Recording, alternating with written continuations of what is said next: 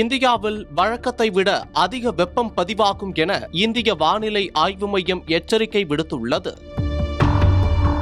மேலும் முன்னெச்சரிக்கை நடவடிக்கைகளை மேற்கொள்ளுமாறும் அறிவுறுத்தியுள்ளது.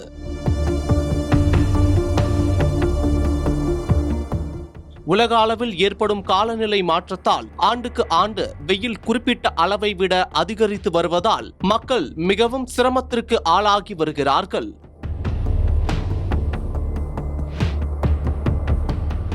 தற்போது இந்திய வானிலை ஆய்வு மையம் 2026ஆம் ஆண்டின் மார்ச் முதல் மே வரையிலான கோடை காலத்திற்கான வெப்ப அலை முன்னறிவிப்பை வெளியிட்டுள்ளது. அதன்படி இந்தியாவில் வழக்கத்தை விட அதிக வெப்பம் பதிவாகும் என தெரிவிக்கப்பட்டுள்ளது. வட தமிழ்நாட்டின் சில பகுதிகளில் வெப்ப அலை இயல்பை விட அதிகமாக இருக்கும் என கணிக்கப்பட்டுள்ளது.